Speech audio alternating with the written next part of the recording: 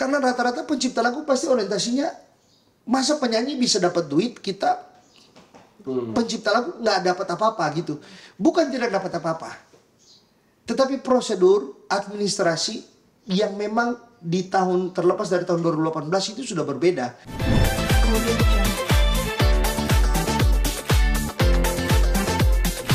Menjadi penyanyi juga, saya penulis lagu juga, ya kan. Kalau penulis lagu aman, saya di bagian saya hukum haki saya aman lah, gitulah. Jadi saya mau nyanyi kiri kanan semua lagu kalian nggak jadi masalah. Mau kalian nanti bully saya terserah. Itu esensi dari lagu. Jadi teman-teman mesti tahu, terlepas dari aturan yang ada, undang-undang yang ada, kita mesti tahu esensi lagu. Lagu itu terlahir untuk dinyanyikan. Itu esensi yang sebenarnya. Nah kalau kita hilangkan itu karena ada batas-batas, gue punya hak moral, gue punya hak ekonomi. Iya benar ada, tapi itu berikut. Itu yang mengaturnya siapa? Gitu. Ada lembaga-lembaga yang mengaturnya. Makanya ketika kita mau daftarkan, saya aja daftar, saya punya lagu, saya daftar e-court, saya daftar i-haki. Saya daftar sendiri. Nah itu proses itu harus kita lewatin. Nah terkadang pencipta lagu tidak melewatin proses itu. Itu yang mesti saya kasih sedikit edukasi supaya kelengkapan administrasi kita jelas sebagai penulis lagu. Nah orang tua dulu ya mereka nggak dikasih tahu, ya kan, tiba-tiba lagunya terkenal, mau mengkolek dari mana ya ditembokin sama aturan-aturan yang baru. Nah itu. Tapi buat saya kembali lagi tetap ada hak moral, hak ekonomi. Namun ingat esensi lagu, lahirnya lagu itu harus dinyanyikan. Nggak ada lagu yang cuman ada terus nggak dinyanyikan. Kita harus nyanyikan lagu itu, bro. Brosis punya lagu, kita harus nyanyikan itu. Terlepas dari kalian punya hak ekonomi, hak moral, kita tetap menghargai lagu. Tapi kita nggak bisa dibatasi dong, karena itu lagu yang harus kita nyanyikan. Gitulah. Walaupun dihukum tetap bisa memperjuangkan musik. Kita memperjuangkan semuanya. Jadi teman-teman musik kita perjuangkan itu. Jadi tapi kita harus menjelaskan ke mereka gini, perjuangan kalian mau sampai mana, sejauh mana kalian mau orientasinya kemana. Kalau orientasinya ke duit, ya ini udah berbeda satu hal. Karena rata-rata pencipta lagu pasti orientasinya, masa penyanyi bisa dapat duit, kita pencipta lagu nggak dapat apa-apa gitu. Bukan tidak dapat apa-apa, tetapi prosedur administrasi yang memang di tahun terlepas dari tahun 2018 itu sudah berbeda. Walaupun kita mengikat undang-undang 2013 kalau nggak salah. Terakhir yang kita coba, teman-teman haki, teman-teman, saya merasa ruang itu penting buat teman-teman semuanya. Kayak Bang Posan, Bang Badai, ketika mereka bersepakat buat satu organisasi, ya kan, itu hal yang positif. Namun ketika mereka membuat organisasi kan mereka harus lihat diperhadapkan dengan siapa. Gitu.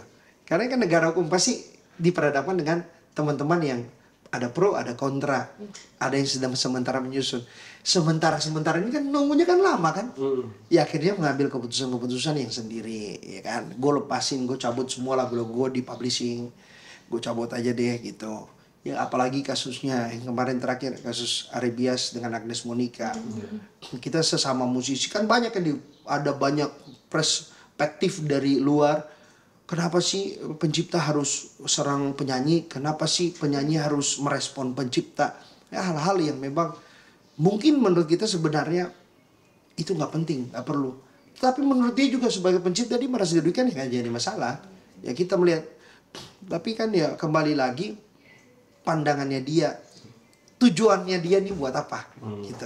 Saya selalu bilang buat teman-teman musisi, mungkin musisi yang nggak terlalu terkenal, biasa-biasa. Saya selalu bilang bahwa kalau kalian mau turun di industri musik, ya lepaskanlah, kalian punya ego semuanya.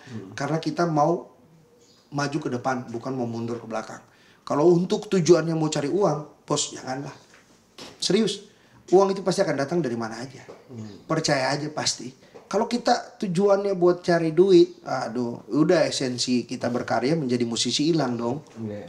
Banyak kok orang yang bertahan, banyak, bukan cuma satu orang, banyak yang bertahan karena dia tahu dia adalah seniman, dia adalah musisi. Ya dia akan bertahan sesuai dan dia pasti akan dapat berkat di jalan yang lain. Cek. Semangat merdeka. Nah, terakhir satu. Goalnya pengennya abang kemana sih? Untuk musik, untuk karir. Goal dalam hidup itu apa sih? Saya bintang saya ini Pisces. Ya kan, tahu Pisces dia menyelam dari mana saja. Dia nggak pernah memaksa tujuan yang ini. Ya kan?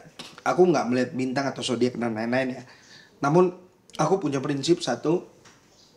Aku menyelesaikan tugasku dengan baik. Sekolah sudah aku selesaikan, musik sudah pernah aku lewatin, sekarang aku mau lihat keluargaku.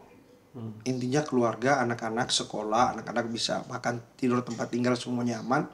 Baru nanti aku menambahkan sesuatu skill lagi aku nambah. Nah makanya aku belajar di sini di Jakarta Co menjadi seorang junior partner dengan teman-teman. Ya puji Tuhan kemarin kita sudah beberapa PKS dengan bank.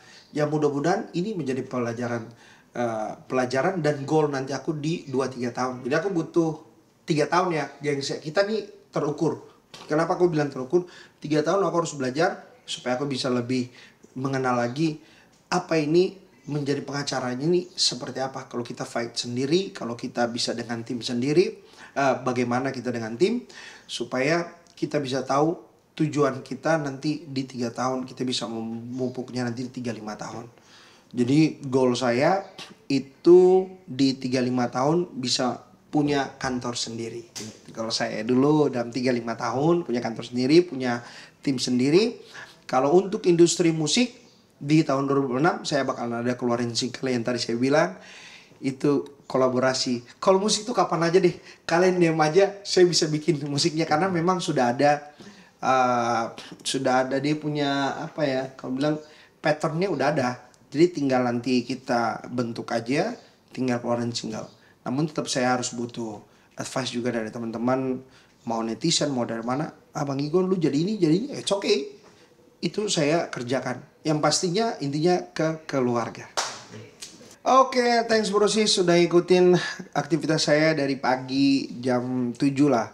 Setelah antar sekolah saya olahraga dan sekarang saya udah di kantor. Setelah ini saya lanjut meeting lagi dengan klien. Semoga apa yang sudah kita lakukan ini bisa menjadi ibadah dan apa ya Tuhan bisa melihat hati kita, tujuan kita, dan saya harap di tahun-tahun ke depan kita semua, bukan saya sendiri, bisa jadi berkat buat banyak orang. Sekali lagi sukses untuk kita semuanya, sampai ketemu di lain waktu. Bisa aja nih kami apa nih Trisakti ya? Wih, ngeri kali ini. Iya kan? Kita datang semua. Budok di mana Budok? Mana mukanya? Aman-aman terus nih Bu. Siap. Oke, saya mau room tour dulu ya. Nanti baru saya masuk. Ya, semangat ya. Ya. Bikin brand bagus. Bagus. Untung ya. Oke, siap. Oke. Tanda tangan Bapak untuk berkas surat kuasa penanganan kasus BSI. Jangan sampai tanda tangan aja terus ini ya. Mana sini? Ini Pak di sini. Oke, sudah. Oh, sini lagi. 3 surat.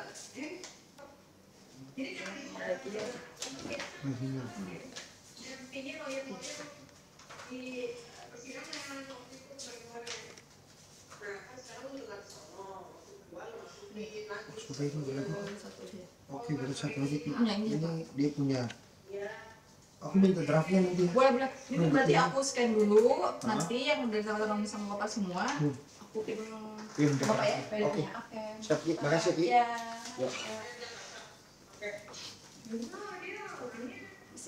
Yuk. Yang viral seorang guru menampar anak muridnya gara-gara terlambat dan manjat gerbang. Iya sih, kalau gue sih sederhana aja ya. Kalau kita orang tua pasti pertama marah lah ya, pasti kecewa juga karena.